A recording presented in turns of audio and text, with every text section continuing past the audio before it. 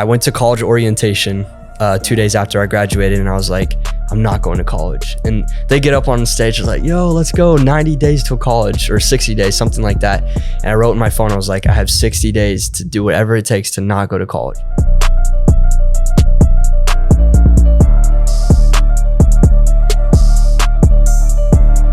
What's up, guys? Welcome back to Simply Winning Podcast. It is season 2, episode 9. We have another special guest. So outside of the team, we got this new wave of people we're bringing on, which is very exciting. Nick Lauer with Short Form Empire. He lives here in Nashville. He's got an amazing team. They pump out thousands of short form content for the clients every week, every month. They're growing. He told me he's had a really good week in sales. It sounds like a lot of sales calls. So he's been busy, I'm sure, with onboarding people and that whole process. But thanks for your time, for coming out and making it to the pod. Dude, it's an honor to be here with you guys. Yeah. 100%. And the coolest part is this dude, you're 20? Yes. He's 20 years old. So Yeah. you're going to get like a perspective from like Didn't go to being school this young, right out of high school. being able to do what he's doing.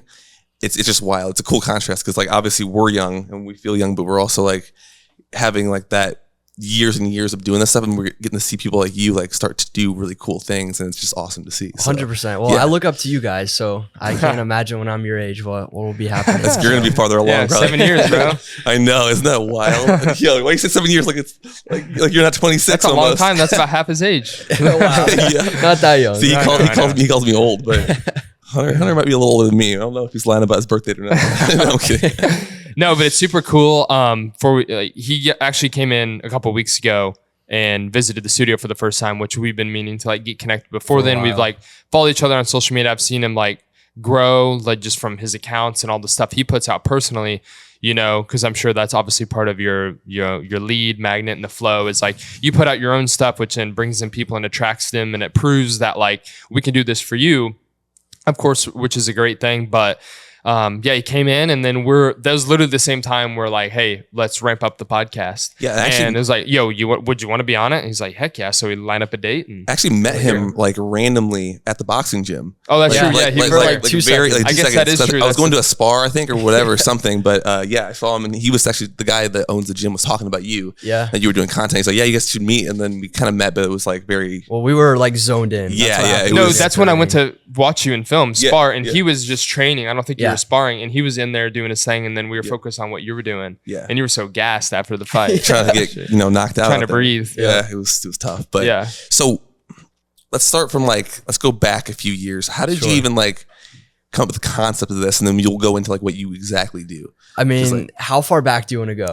Because I know, right? Whatever you think is relevant. I like going back to when you first whatever business venture first itched at making money. Yeah, that probably goes back to 12 or 13. I've always, I guess you could say I've had an entrepreneur spirit, but I always looked at it as a spirit of wanting to create and build something. So that's always been inside of me. First business was a Nashville clothing brand. Made $1,000 from my mom's Facebook friends. Doesn't get better than that. That's sick, actually. But I made some cool designs. Some were religious as well because we live in Nashville. So that sold out pretty well.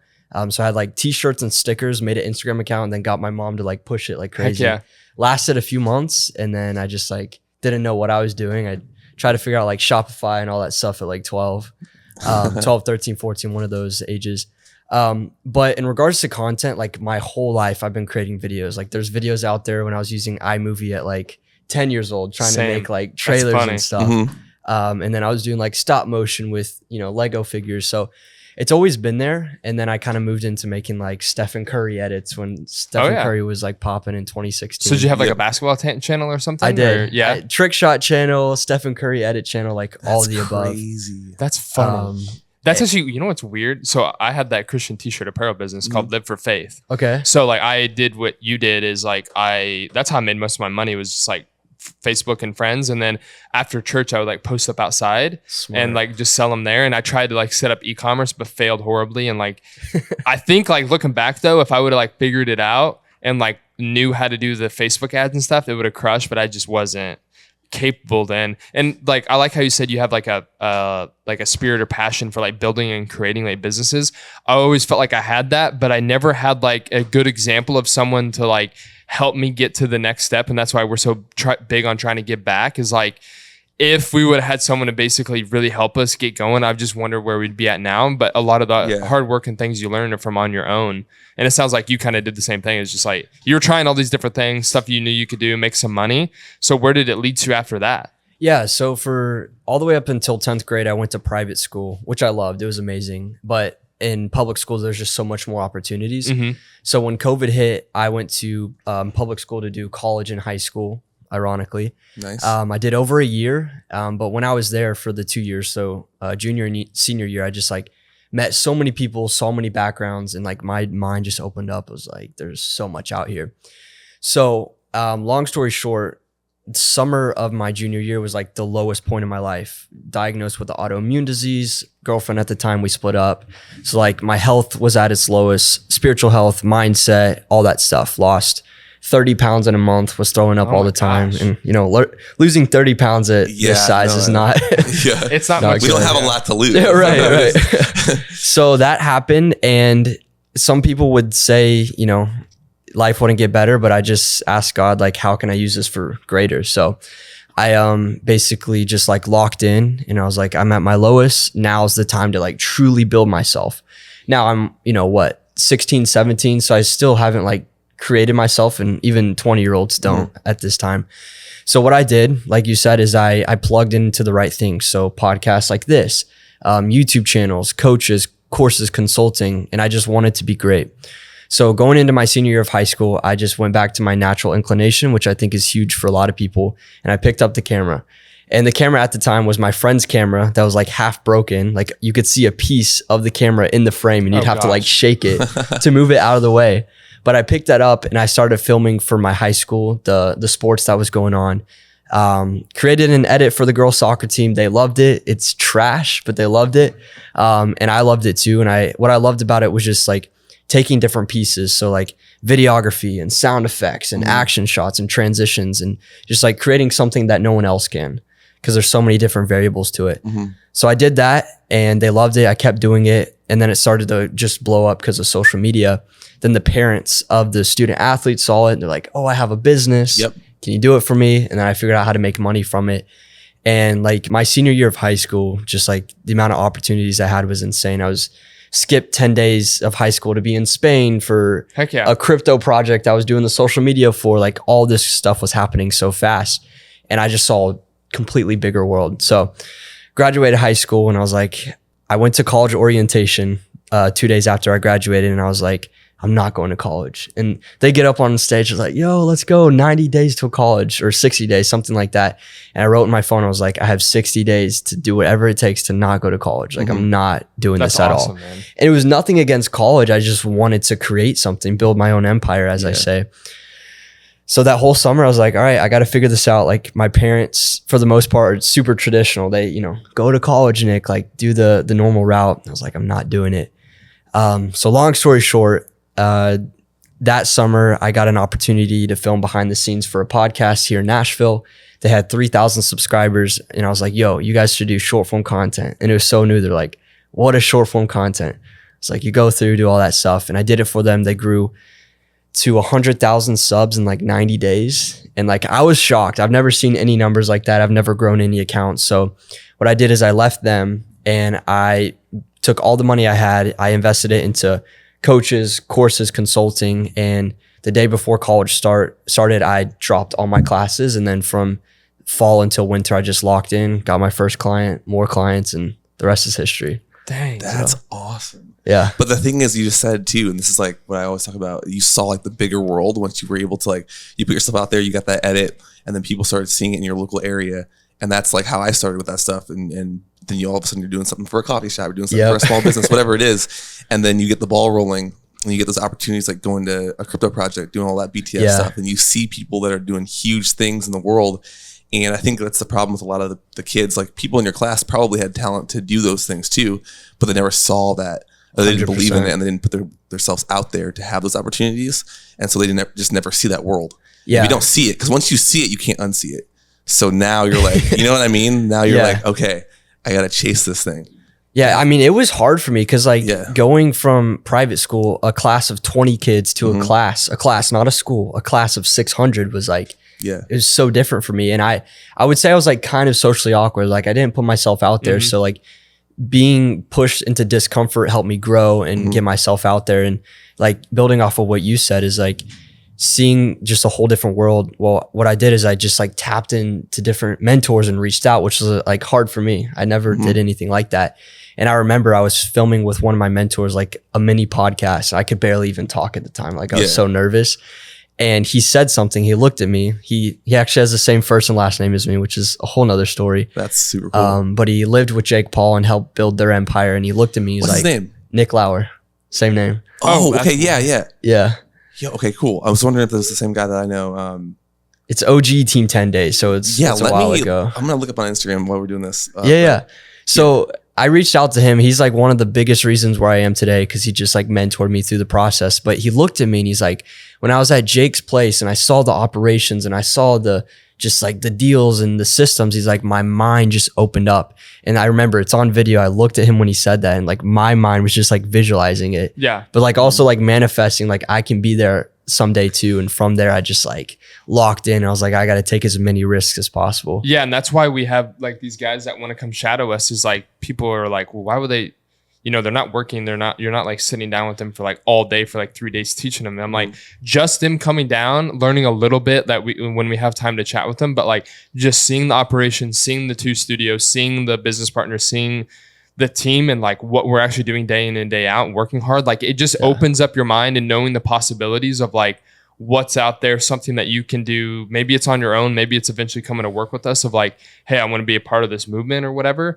So that's really cool. I had a question. How much do you think you spent on like courses and stuff? Oh my or like gosh. mentors? Because what I think a lot of people don't do is like actually spend money on quality stuff like that, which I actually didn't because, you know, I went to school and I helped pay my way as well. Luckily, you know, my grandparents and parents in scholarships, it wasn't like that expensive, especially with like John and Logan. I went to junior college and it was free because my academics were good. So that I just had to pay for books out of pocket and stuff. But you know, for you, I feel like you bought the courses and you paid for mentors or whatever, but you probably made your money back quick. But like, how much do you think you've spent on stuff like that? Because I feel like a lot of people just look at that stuff and they're like, oh, it's all fugazi. Yeah. Like not real. Yeah. I mean, I'm so young in my agency journey and like I'll acknowledge that I'm like a year and a half into it. So in my eyes, I'm still investing and I'm going to be investing as long as possible. Like my goal is to make money, invest, but hopefully the making the money surpasses very soon exponentially. So like if we're including rents, because that was a big investment for me, right? When I like made my first client, I got a high-rise apartment because now I'm like, I really have to make money or I'm screwed. Yeah. So I did that at 18, but I would say in the past year, I mean, I know it's definitely over 50 grand, if not close to 6 figures of investment. In education and stuff? Yes. Education, like environment, on business food. and stuff. Yes. That's crazy. But you know, the cool part is like he said, a lot of people don't invest into those things. And like, but the problem is those guys that don't invest in that stuff, they won't invest into the free stuff either. Right. So because you can do it either way. Like you can, it obviously it's gonna be more unorganized. Like for us, like we didn't invest in the courses a lot, but I invested a crazy amount of time into actual like content that's learning. 100%. But it was all out of order. You know what I mean? So it's harder to do that, but it's always worth putting the money in to get, you know, information out. But a lot of the time, if you don't see the value in that, you definitely don't see the value. You won't put the work in for the free stuff either. So it doesn't matter. Right. Like you need to be able to understand, like you have to put something, if it's monetary value into that stuff, or if it's time value into it to learn, to keep learning. That's the only way that's the only separation from like, if you want to make $1 million, the only separation is the knowledge to know how to make $1 million. 100%. That's all it is. So Knowledge and the it's hard work. Yep. It's funny too, because you will have people that invest into it. Like the first course I invested into was like the early stages of Iman Gadji, of what he had now. I don't even know what he does, but when I invested into it, like you were assigned a personal coach, you had weekly calls. It was very like, it was intense. But when I joined, there was like maybe 2,000 people in there. I think there's like almost 20,000 people in there. But when I joined, like you would meet people and whatnot, and you'd see people just like fall off. They paid the same, but they fell off, or some people were, you know, are making $1 million next month, and you're like, what happened? But it's super interesting to see, even like if you invest into it, there's levels to it. You have to steward it as much as possible, and like don't take it for gospel. I took 30% of Iman Gadji's course. But what I did is I took the foundations, got a mentor, and then let my creativity kick in and build what I have now. So did you get like a business mentor? So when I worked with Iman Gadji, or when his system or whatever mentored me, I had like a one-on-one coach. And it was funny too, because short form agencies did not exist. So I was like, I want to do this thing where we produce shorts at the masses. And they were kind of like, that's a good idea. But they didn't, there was like no roadmap. And at first I was going to create the agency solely for podcasts. I was going to call it Podcatify, satisfying cool. podcast. I don't know. But then I was like, wait, I can structure it where I do it for everyone. So I had them, and then I had a business partner when I started, and he helped me get to a certain level. And then right now I have pretty much a joint venture. We're like, I can't say too much of what we're building, but of course, we're taking it to the masses right now. That's awesome. That's awesome. Yeah, because you figured out like you can do more than just one vertical, and there's like that 100%. niche that's like untapped in that area, which is how we started. Like we saw just that niche where if we can pair, good creative with the ad side of stuff also, but like the good creative part where these companies don't have that all the time because they can't hire a freelancer who wants to be a part of that or be reliable or even have the skill set. And then the big agencies are just too big and they don't really care. And moving into that new form of like short form content, all this stuff, like we just saw that little spot. And that's in every industry. There's always a little, I guess it's called, if you ever read Blue Ocean Strategy, it's a book. So Blue Ocean is the ocean that's not, there's no, it's not saturated essentially.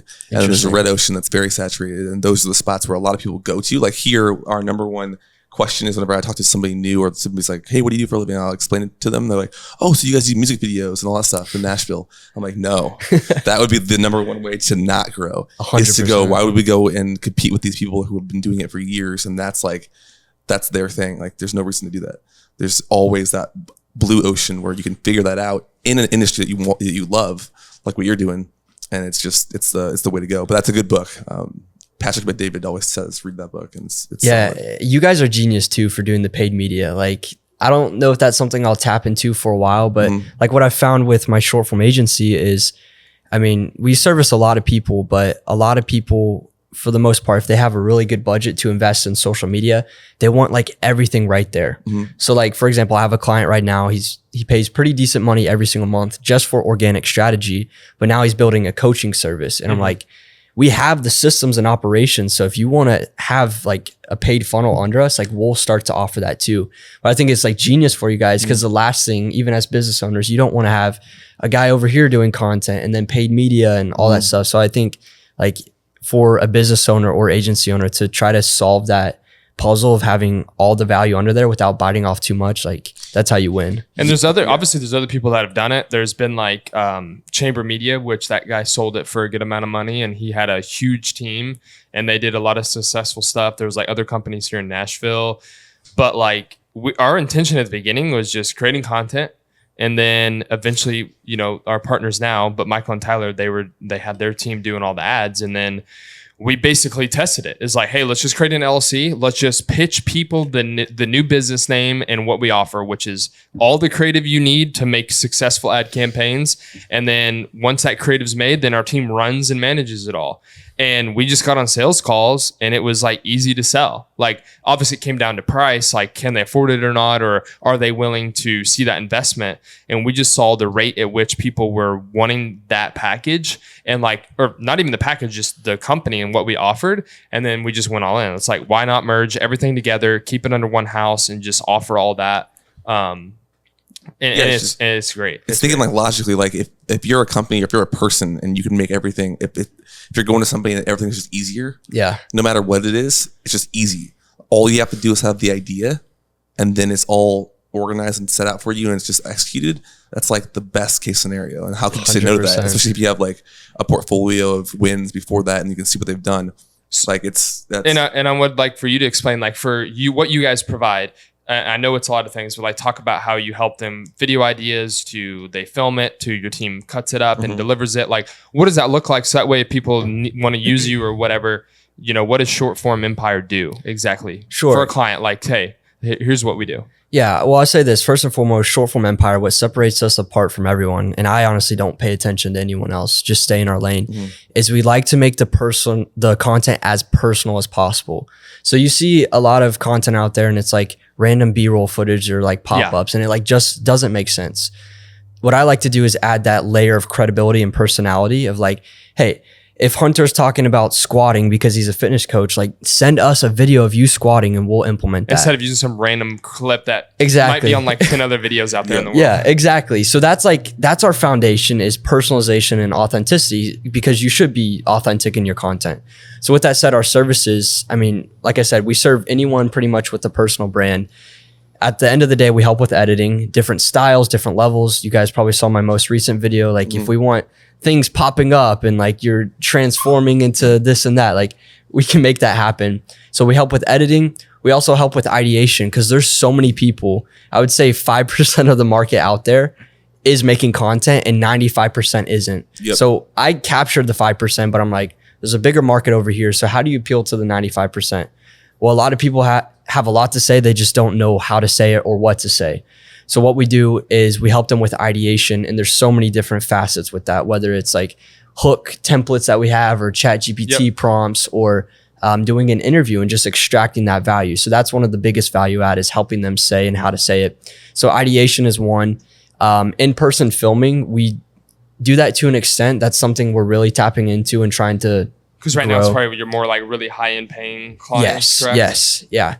Because obviously you have to make more money. Like it costs more to be in person and film your stuff. Right. So yeah, like the sales call we had this week, it was like 2 hours long. And you don't have that for someone paying $1,000 for some edits. Like this is bigger projects. So we're tapping more into the bigger projects. And then for some companies and clients too, we manage the socials. So it's editing, ideation, filming, and distribution. So, and I would say most of your people are probably like coaches, maybe selling like digital courses, maybe like leadership, like that type of stuff. Is it more of that? Because like, for example, working with like, I guess any company could really, obviously utilize your stuff, but I feel like it's more so like maybe the founders or the people that are trying to build a personal brand of what they're doing.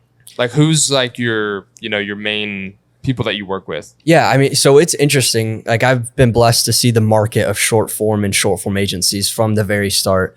So when we first started, it was a complete gold mine. You could send a DM, next thing you know, you have a client close. You could send an email, a client close. Like it was like that in the beginning stages because there was no AI that created the captions or any of that stuff. Like you had to have an agency to do it. So in the beginning stages, it was, podcasts, it was fitness coaches, even if they're making $3K a month, like they were investing into it. Now it's more of higher level individuals. And sometimes you can't even see a direct, funnel of like these viewers are turning into dollars. But what I like to explain is like, it's the unquantifiable value of being top of mind, of consistently pushing out quality content. Like I have a client, for example, he's a developer and we go around and we talk about like the biggest developments in Nashville. Maybe they're not his, but he's positioning himself as a credible and authoritative figure in the niche. And he'll go out to conferences around the country and they're like, dude, I've seen your stuff on LinkedIn. Exactly. Yeah. So that's like kind of the people we service now is like, especially in real estate, investors, developers, lenders. One deal they close is like, thousands and thousands of dollars. We can't guarantee it, but they understand the value of pushing out content. So that's pretty much people. That's the biggest thing, like understanding if they understand that value, because just them putting out stuff, even if they don't have like a bunch of followers yet, that gives them more credibility to be able to go do those speaking engagements and like have, more connections. People want to talk to them about different deals and all that kind of stuff because they're actually putting things out. 100%. And I was explaining that to somebody the other day on a call. It's not even about the following. It's literally, if you can start building this, you can have all these other opportunities. Even though your company is already doing well in business, you will be able to have more opportunities if you're just putting things out there. And we've seen it in our own stuff. Like we brought Riley on just to do just the stuff for the company, just the branding for the company, putting our stuff out there more, documenting our trips, short form content, all that stuff. We don't have a huge following, but the amount of stuff we're putting out there has brought in people organically just because they've seen that stuff being out there. You never know who's going to see your stuff. Right. That's the biggest thing. You never know. But if you're an expert or portray as an expert in that field, you have opportunities that you never thought would even happen. 100%. Yeah. Like I said, it's the unquantifiable value. Like I still one client I've had for about 7 or 8 months now. I'm sometimes the face of their videos. And I just closed the other day one of my biggest one-time deals because they saw my face on their video. They're like, who's this kid? They found me, saw what I did, and through a 4-month process, closed them. It's like, even with that, you start doing work, you get your face, your company out there. Yep. You never know what's going to happen from it. Sweet. So getting a little technical, what system, softwares, and things do you use to run your business? Really good question. We get a lot of questions like that as well. Like, what do you use? Like, what project management, what like editing tools, like what do you guys use at your company? So right now it's very simple, but literally this week we're in the stage of like going super complex because we're about to do like crazy outbound ads, all that stuff. So right now we're preparing the vessel, but up till right now, I mean, super simple. In regards to client communication, we use Slack. Yep. To talk with my editors, which I've had pretty much only 3 editors in my entire agency journey, and they're still here to this day. We use WhatsApp. For like the flow chart of the projects, we use Notion. Notion's great. I love Notion. We had that for a while. It's amazing. Yeah. That's pretty much it. It's nothing crazy. Yeah. But that's good because like even when kids like that are younger than you or people that are trying to do this stuff, even older people, like they don't understand the value in those programs. Like you really do need a place where you can have your thoughts, you can have communication. And people think it's expensive, like, oh, I just rather text or email my clients. But having Slack, because like as you build your team, when you get a team, you need people in there as well. Yep. Like more than anything now is like trying to have our whole team in conversations with the client. So it's not, now that we have 30, 40 or whatever clients, it's not them trying to reach us and then we need it to the team where whoever's on that project or editing it can get real-time feedback and updates. Yeah. So yeah. And even like the presenting of like what we do, like if we present a package to somebody, it's all custom obviously, but we've seen over the years, we saw like how people would, even like these big companies, we've seen like how they present their stuff to these clients, and we've taken a whole different approach to where when we present a package, it's branded to them. There's photos, it's colorful, it like shows all this stuff, and it's super easy to do.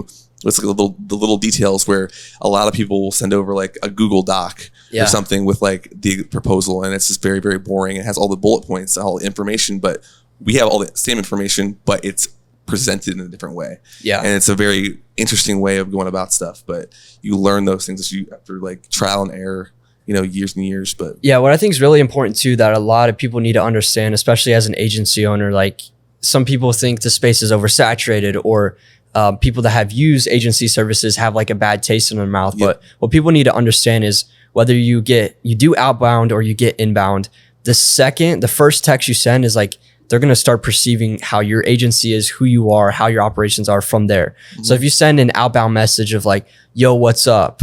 I mean, like maybe that'll work. Or like, hey, I see you do content. Let me take it over for you.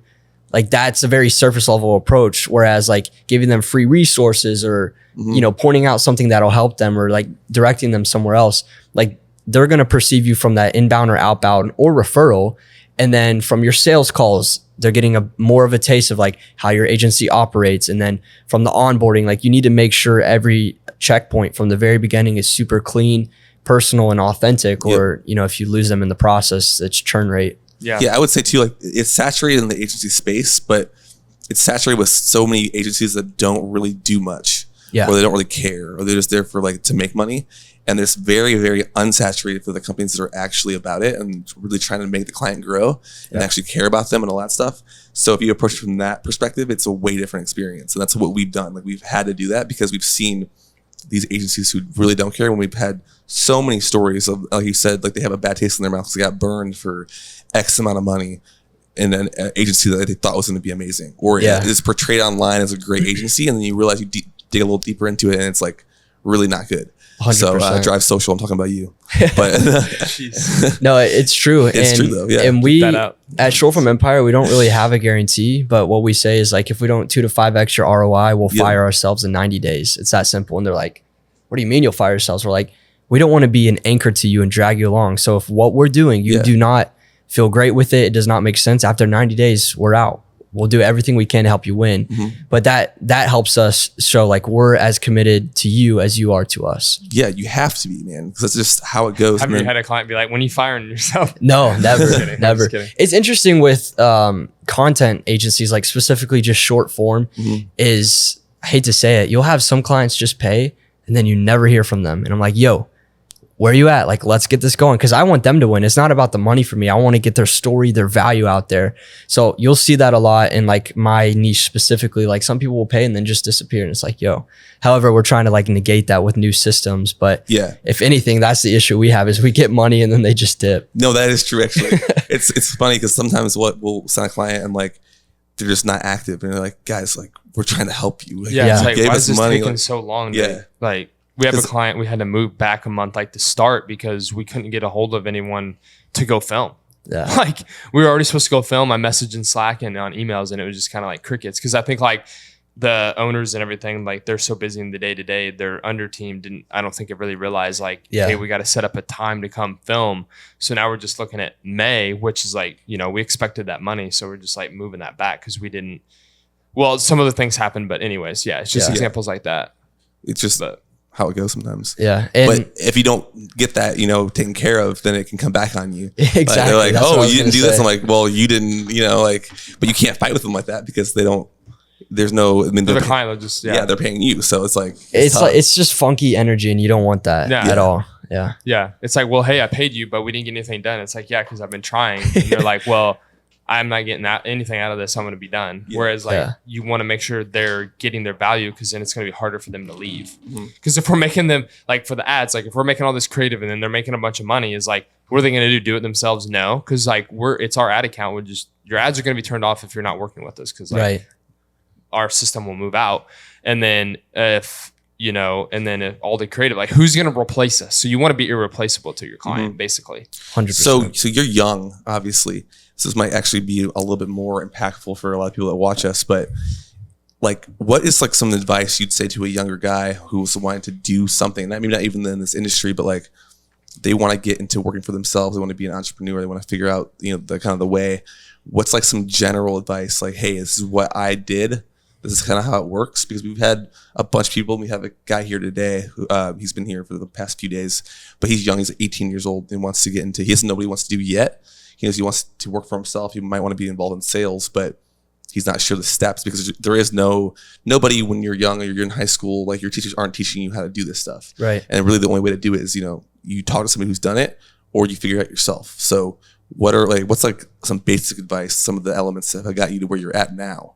Yeah, I mean, I could give a lot, but my Yeah. biggest advice for someone that would want to build their own empire is first, just try as much as possible, because you need to see what's out there and you need to see what you naturally incline to. Because the last thing you want to do is go through every single day having red light emotions of like, I hate this, I don't like this, I don't want to do it. Like, no, we live in a day and age where there's so many resources where you can build and create whatever you want.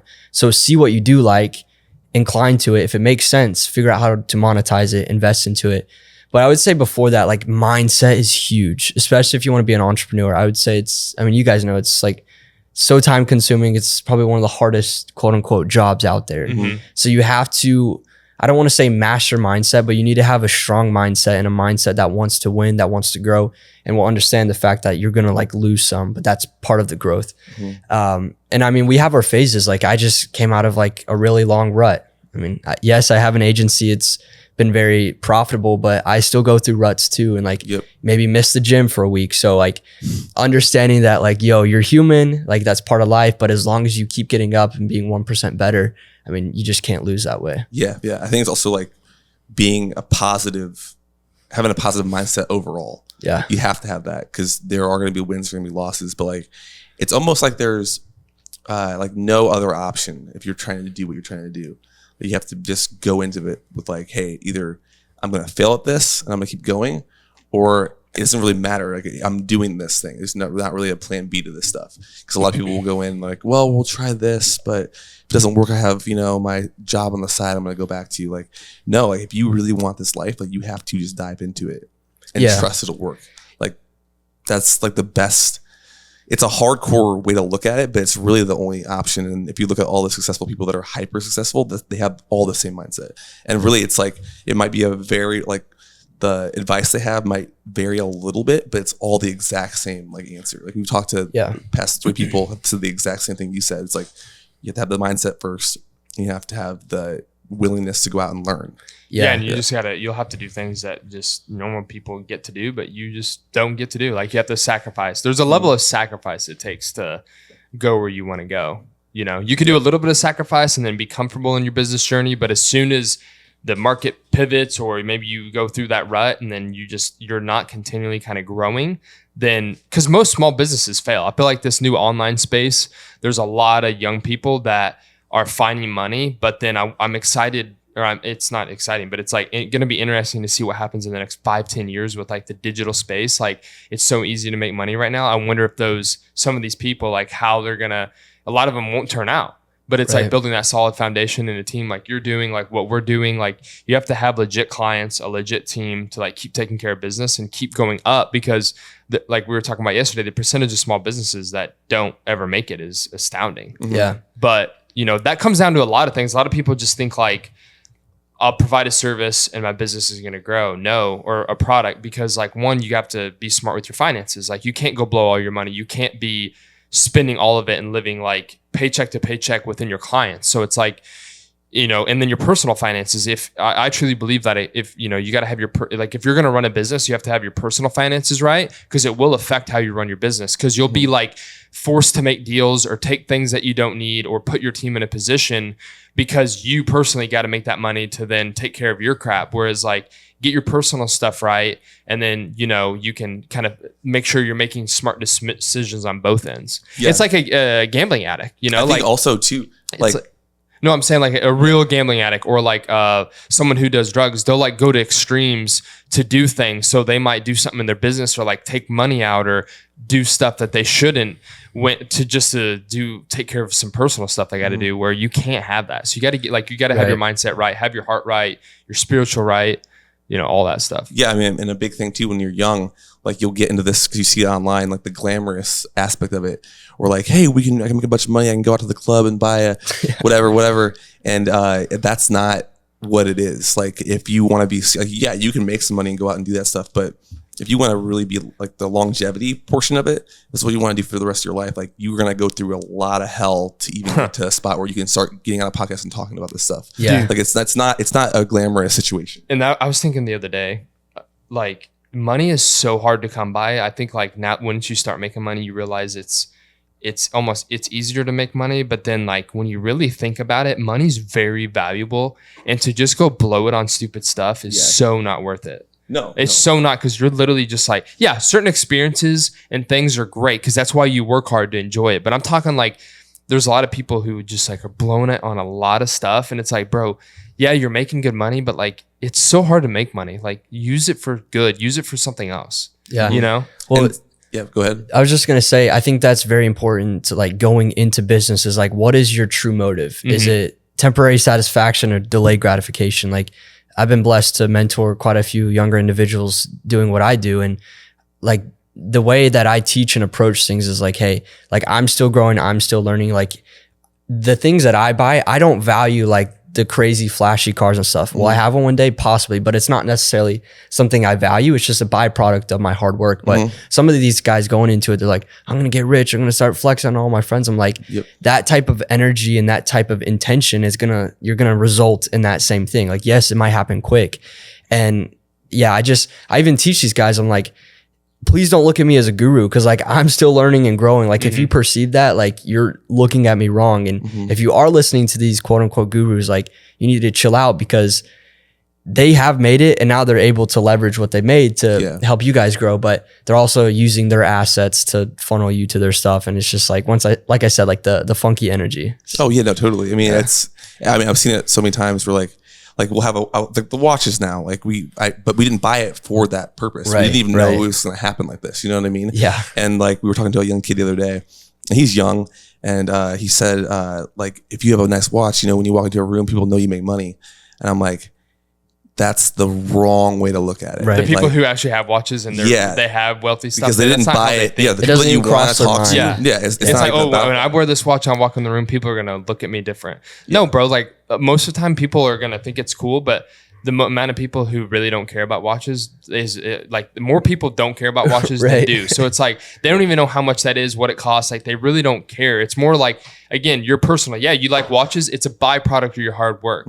Make sure that it's not everything that, you know, you're working for, because at the end of the day, you're just going to be left like, you know, you're going to be left feeling like empty, because where I find a lot of my joy is like knowing like, hey, we're able to pay for a team. Like we're able to help make families make money and give people an opportunity. And like, that's where a lot of our money goes, and reinvesting into the business where we can make a better product. That's like more joy than buying a car, buying watches. Don't get me wrong. It's still fun and great. And I plan on, as we grow, like having more, but that's where a majority of the money goes. Like make sure it goes into some. And then like knowing like what you actually enjoy and like if your goal in life is to make a bunch of money and you want to be flashy, then I don't think there's anything wrong with that. If that's what you actually enjoy.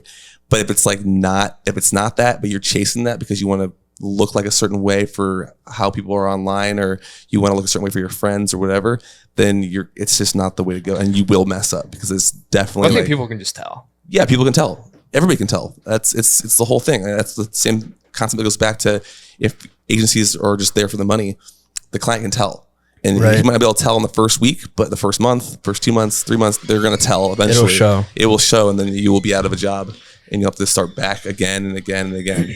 Yeah, I would say too that like, especially for these kids that are wanting to get in the agency space, is like making money is truly easy because all it is a mutual exchange of value. You have a valuable service, you give it to someone, they help you grow. In exchange, they give you that money. So if you're walking in with a nice watch or a nice car, like the way I see is like, that guy has provided immense value to the world. And to add to what you said is like, if you chase the money, you'll never get it because you keep chasing it. Instead, attract it. Well, how do you attract it? You lock in, you invest into the courses, the coaching, the consulting, you invest into yourself, you build your own empire, master your own craft, and then you attract that value, which is the money. Yeah. No, that's well said, dude. Yeah. And like you have that mindset now, like you're so young, and there's so, if you can stay with that mindset, bro, there's so much opportunity. And it's also just not being attached to the money part where you are reinvesting into the stuff and you're investing into a team and all those things. Because if you hold on to the money all the time, you'll never grow a company, you'll never grow a team, and you'll be the same guy doing the same thing.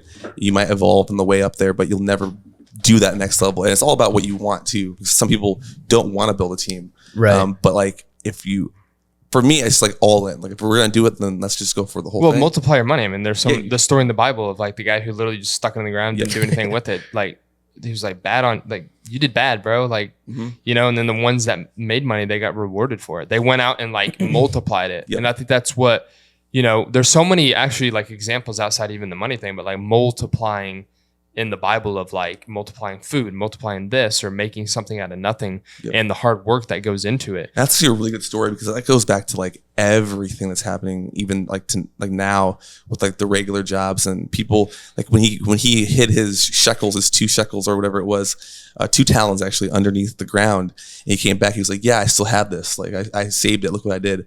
And then guys like, or in the parable, he's like, dude, like you're supposed to go out there and make something of this. Right. Like, but people now are so heavily invested into saving themselves to where they're going to be set up in the future, or saving themselves rich. You can't do that, or holding on to this thing. But then you got to realize like, it's not like money is like, it's flowing. Right. It's the energy that gives you the opportunity to do stuff. So how are you going to put that energy out there? If you're just holding that energy in the whole time and you never put it out there, you won't do anything special in the world. And I think people don't need to realize like to make a good living and make good money. Like if you want to travel and take care of your family, you don't have to have some crazy $1 million business with 50 team members. You don't. Like you can have a small, because not everyone's cut out to lead a big company. I truly believe that. Like maybe they'll need to find a partner that's able to lead, but not everyone's cut out to lead a big company. You're just not. You have to do things you don't want to do, like fire, make decisions. That doesn't make everyone happy, because that's what it takes for a business. There's business decisions you have to make at the end of the day that ultimately will lead to certain things that you just have to do. And I believe not everyone's cut out for that. But I do believe that, especially with the online space, you can have a business and make a solid amount of money that you'll live a happy life and have your standards, but not be working for someone else, and you'll have a little more freedom and everything. You know what I'm saying? Yeah.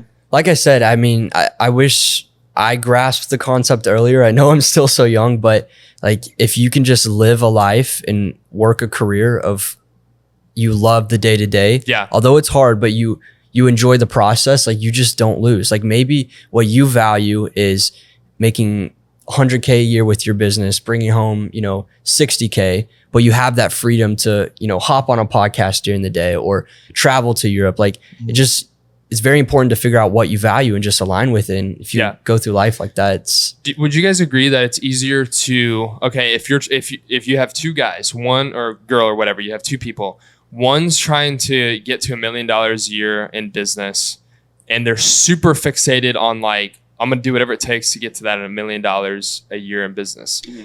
And they're so fixated on that. Or do you think that there's the other person who's like, I'm just going to make the best product possible, try to get as many people, build the team as fast as possible. But like, on their business plan, they want to hit $1 million, but they're not so focused on that. Where what I'm trying to say is all you do is fall in love with the day-to-day and providing a good service and everything, but the money will come. Both are good, but I feel like the one who's so fixated on that million, they're waking up every day like, I'm not there yet, like bull crap, like why am I not moving so quick? Yeah. But like us, like what we talk about is like, we have goals and then like there's an outlook on like, what we'll make or what we'll sell for, blah, blah, blah. But in the day-to-day, like, or week to week, month to month, I don't really care like when I'm going to get my next raise. I'm so just focused on making sure our team's good, providing the best service and quality as possible, and the rest will come. Does that make sense? Yeah, it's aggressive patience. That's what Andy Priscilla talks about. Like, you are okay with in the short term of being like where you're at and building it slowly, but you're patient because in 5 years and 10 years it's going to be a huge payoff. But in the day-to-day, you're moving quickly to do things, but it's not like you're urgent for like, oh no, I didn't get this, or we didn't hit this thing. Like delayed gratification. It's delayed gratification. It's aggressive patience. It's just it's playing the long game. Yeah, you have to. Well, I'm glad you guys brought it up because that's something like I dealt with about a year ago. Mm-hmm. I was 18 years old and I was seeing like 10K at a week. Like every single week was seeing 10K. That was a lot of service we had to fulfill at the time. Oh, I believe that. But like my mindset was like, I'm going to build a 10K per month agency. That's all my mindset was on. And I hit that. And then you can see shortly after, like the stripe was like slowly going down. Mm-hmm. But what that was like, I had my eyes only set on 10K per month instead of like providing a valuable service to send to the masses. So like, no, I agree with the second one 1,000%. Like scarcity mindset does not win, but also it's like, why aim for $1 million when you can aim for everything? And how do you aim for everything is by locking in for the day to day. Exactly. Because if you have that abundance mindset, you have everything you need. Mm-hmm. Yeah, dude, the abundance mindset, that's like the key to it though. 100%. Because, and that's like a hard thing to put into words or to like conceptualize for somebody else unless they're not there yet. But it's like, if you just like believe in a sense, like everything's going to be okay, it's going to be taken care of, and you can go and go to the next level, and there's no cap to what you're doing. That's like the way to operate. You have to operate in abundance because, first of all, if you don't operate in abundance, you're operating the exact opposite if you're religious of what God wants you to operate in. Yeah. Because he says operate in abundance. There's no reason to worry about things. He said the birds and they don't worry about how they're going to eat. Like they don't worry about that stuff. They worry about eating your food. Yeah, but the majority exactly. That's where they get it. But the majority of people are always worrying about things. Yeah, all the time. They're worried about the little things. And my wife gets mad at me sometimes. I'm like, it doesn't matter. And I'm not always right, but like a lot of the things. He clipped that. He said it. I cut that out. No, but like it is true. Like 90% of the things you're worrying about all the time literally does not matter. Right, dude. It's so true. I woke up last night I went to bed. I'm so stressed because there's so many things that like are like just coming to a point. Like the amount of stuff in the next few weeks we have to get done is ridiculous. Ridiculous.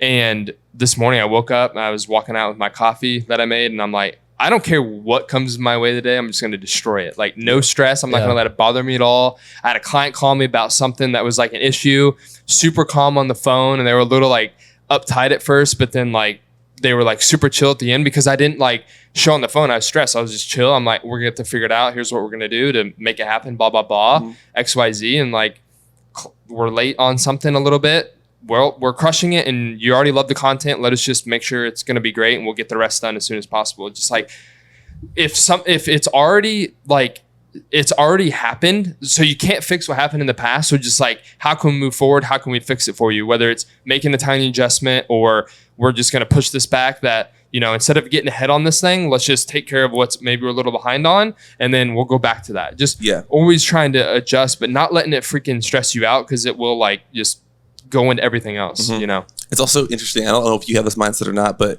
it's like fun. It's kind of a sick thing a little bit too, but it's like like the enjoyment or like the adrenaline rush of like, hey, could we pull this off? Like, you know what I mean? Like, Yeah. I feel like that's every month. like I really, I know, but like, it's like, if we pull this off, it's going to be really cool. So let's give it a shot and see what happens. Like, I think we can do it. And then you end up pulling it off. You're like, that was freaking That awesome. dopamine rush, 100%. Yeah, man. Yeah, to add on what you guys are saying is like, I think how you win as an entrepreneur is just being grateful every single day. Like I do my best, doesn't happen every day, but like the second I wake up, I try to make sure like the first words I say is like, thank you God for another day. Yeah. Because if you wake up like that, then how can you complain about what's about to happen? How can you get frustrated in traffic? Like if you just have that abundance mindset, you don't lose it all. And yeah, just stewarding, like you said, stewarding what you have instead of like getting mad. Like how can I, funnel this angry energy into something better and like resolve the problem and just learn from it. Yeah, because the problems and stress will not go away. Yeah, maybe it's like amplified and there's a lot more going on, but we talked about it yesterday. Is like I used to stress like delivering the final photos for like a senior photo shoot, and now we're stressed about like landing a big deal for like a huge company, and it's just different levels, but it's always going to be there. And I can't remember who I was listening to, but it was like, there's always going to be stress no matter what in your life, whether you don't even run a business or not, you're going to have stress.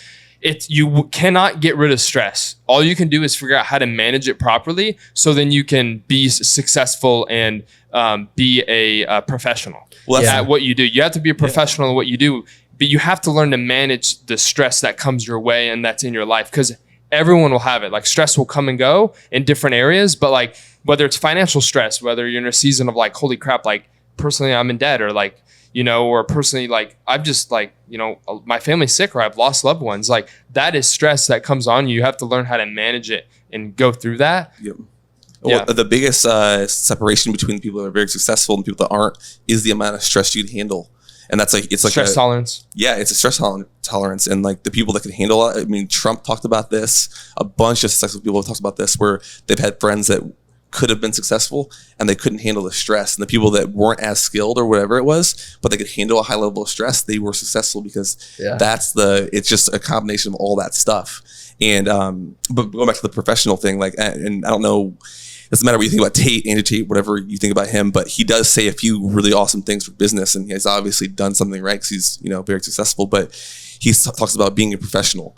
Like that is the key. Once you get in, if you're young or if you're old or whatever it is, if you don't operate as a professional, when you go to a shoot or you go to a client meeting or whatever it is, you have to operate like you are a professional in every 100%. situation. You hold yourself differently, you operate differently, you move differently. And I think you can be a professional before you're even a professional. 100%. Facts. Bro. Fake it till you make it. You have to. I feel like we're still fake. Like if we were to go to like some leadership conference, like or something, like we'd be faking it, because like really like we haven't been leader, like you know what I'm saying. But when you look up to these people who have been leaders for like 50 years at these huge companies, like they would have something to say. But if you go, we've gotten asked to go speak, and I feel like we've done something where we can go speak, but we haven't done enough where you really should be speaking there. Your internal battles of whatever you're thinking, but if just act professional and just deliver what you know, don't fake anything. Just be who you are. Don't try to preach on something that you literally have no clue on. Just go do what you're going to do. And that builds on too, like if your goal, and your goal is probably to build a big company and be one of the leaders in that industry. If that's your goal, then when you're doing these smaller things that, they're stepping stones that you have to take to get to this certain spot. But if you are nervous, or if you're like not sure how you're going to do it, if you approach that every time with those aspects, how are you going to deal with it whenever you're at the top? So like, that's what I always think about. If I'm going to go do a shoot and like it's not completely organized or whatever it is, like if I'm worried about that, how am I going to deal with working with the biggest brands in the world eventually? And that's where I want to be at. So then I just operate like, this is nothing. We're going to kill this. It's going to be very easy, because if I can't do this, I can't do whatever it is in the future. If I can't talk in front of 50 people, or if I can talk in front of 100 people, how am I going to talk in front of 200,000 people eventually? 100%. You know what I mean? So you have to operate like you're already there. Yeah. And that's like, bro, that even goes back to where like you have to, if you want to be a successful entrepreneur, before you're ever that, you have to operate in that way. If you were going to be a bodybuilder and you're going to be like Chris Bumstead one day, you have to operate now how you'll be in 10 years. You have to hit all those things. You have to meal prep. You have to go to the gym over and over and over again to become that person in the future. And that's just how it goes for everybody. And I think people get that confused where, well, when I get to this level, I'm going to start doing this. No, you have to operate that now, because when you get to that level, then you can start doing the next thing that's way higher level. Yeah. Another thing too, I spoke to a Taoist monk a few weeks ago. That's dope. And he said something which literally could have ended the 2-hour call in like 5 minutes that like changed my life. And he's like, doesn't matter what you feel at all. If you feel tired, if you feel insecure, it doesn't matter what you feel. It comes down to what you believe. So he's like, so Nick, let's say for example, I'm like, I feel tired. He's like, I don't care what you feel. Stop telling me what you feel. What do you believe? And so what it did is it started to get me to think. I was like, instead of saying, I believe I'm tired, what I did was, I believe I could have a better sleep schedule. I believe I could be eating better, which will correlate to that. I believe I could, all this stuff. You know, another example, I feel like I'm not going to crush this sales call. It's like, what do you believe? So what you believe will directly correlate with what you feel. So if you believe you're going to crush that sales call, well, you're going to feel confident. So you almost have to like trick your mind and have that paradigm shift and get rid of the feeling. Emotions come and go. You can't have emotions in business.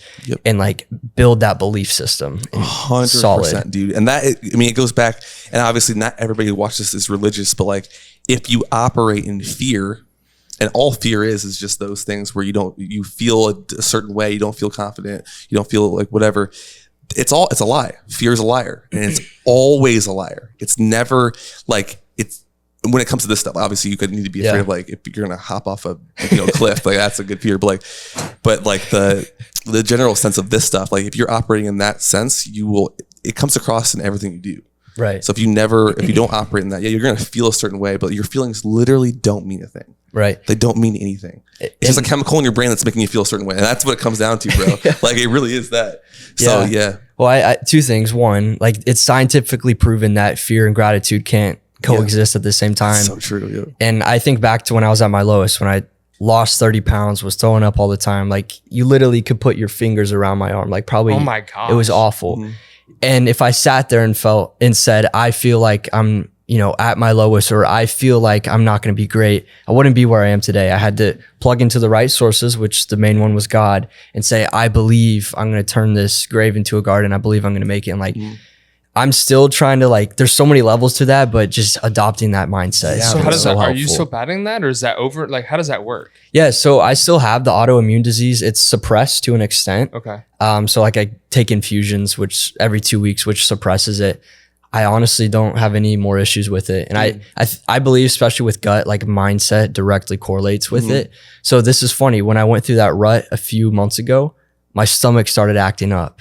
But once I got my mind back right, it's completely fine. Yeah, because it's crazy. Because actually gut health is a direct correlation to your brain. 100%. Yeah, so you're like a strict eating certain. And I'm allergic to a lot of food. So oh gosh. Yeah. But I eat really well, like chicken, steak, rice, vegetables, fruit. Like that's been my entire life. Yeah.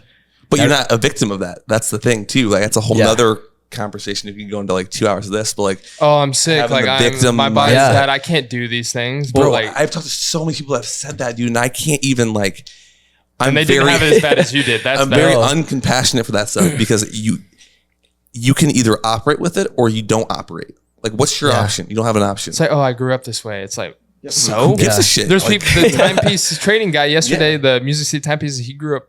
I mean, his story, he can share. You can go listen to his own story, but dude, what he went through and where he's at now, he didn't let that stop him. No, he didn't start as young as we did, but it doesn't matter. He's doing what he's doing, and he's still relatively young. Don't get me wrong. I'm just saying, he did the Navy for 7 years and the sheriff, and then other things for another company for another 5 years, and all these things. Then he eventually got to doing his own business. Yeah. But what he realized is I can do this. He got his life together. Actually, what you're talking about, he got his mindset right. Yep. He then plugged into God. He fixed his marriage. And then what he did was he took action on it. And I feel like, whether you're a kid and you're like, well, I grew up this way, or, I'm still in school. BS, bro. I was in college making good money, worked my butt off. I traveled every weekend for weddings and I still made it happen. Yeah. But if I would have been like, well, I'm in college, I really don't have time, or I can't focus on this, then I wouldn't be where I'm at today at all. Yeah, I'll do it after I graduate. Yeah, exactly. And I wasn't born with anything special. I just went and did it. Wait, if you accept everybody's born at a different spot, life's unfair. Facts. That's it. Cool. Yeah, I can't dunk. I can't dunk like he can. He can't, but but no, I mean that's what it comes down to. It doesn't matter what spot you're in. If one person has done it because everybody has had it worse than you. Like there's somebody who has a worse situation than you do. Yeah. Like you have an autoimmune disorder. Somebody has that and missing an arm. Right. And they're doing it. You know what I mean? Like I was gonna say too, Mr. Beast has the same disease as me, but worse. And look what he's built. Like exactly, that's crazy. dude. Yeah. I didn't know that. Yeah. Yeah. Wow. He's a really bad. He doesn't eat a lot of stuff. Like he can't do that. Yeah. And he's built $1 billion company. Yeah, dude. And it's just how it goes. But that's that victim mindset. It all comes back down to though, like your mindset as a whole. Like you can't have all these problems and then be where you want to be at. You have to take it all and it's all you, and you just go out and do it. Yep. 100%. That's To wrap up the podcast, Simply Winning's the name. What would you leave anybody with? Doesn't matter the age, like, or any industry or whatever they're getting into, or it could be directed to what you're doing. How can people simply win? So like what we like to say is, you know, it's the boring stuff. Like you have to take care of the boring stuff. It's not the flashy stuff. You have to show up every day. You have to continually work harder. It's like the simple things that help you win. Because a lot of people think like, I can do this one thing, and if it happens, it's almost like the lottery, then I'll be set. But that's not the case. You have to like continually grow, simply win. That's kind of like our motto. So what would you leave that could give people like real life advice? It's a really good question. I would say to simply win, you have to live a life full of discomfort and take as many risks as possible. And a risk can mean a lot of things for different people. Maybe a risk is raising your hand in class and asking the teacher a question, or going up and talking to that girl. Like take as many risks as possible, because there's no growth in comfort. So keep putting yourself in uncomfortable situations, not to harm yourself, but to push yourself to be greater. So I would say to simply win, just take as many risks as possible. I like that. Dude, that's amazing. Risk is everything. Dude, and actually some of the best things come from just like going and asking questions that you're so like going and asking for a free upgrade for flights. How many times have we done that and you get free up? Like most people are like, oh, they're going to shoot me down. Like they're going to think I'm stupid for asking, but then it happens. Yeah. But you have to go ask. You're the one person out of the whole flight who went and asked. You know what I'm saying? Or it's like just asking your teacher different questions so you can learn about something that may lead to something else. Yeah. I mean, this week alone, like last week, I was like, all right, let's just like start cranking out more outbound in business. And my business partner's like, all right, cold call. And I'm like, all right, I really don't want to do that. But we picked up the phone, we just started calling. And now, like I told you, we've had 10 sales calls this week. And That's awesome. It's what, Thursday.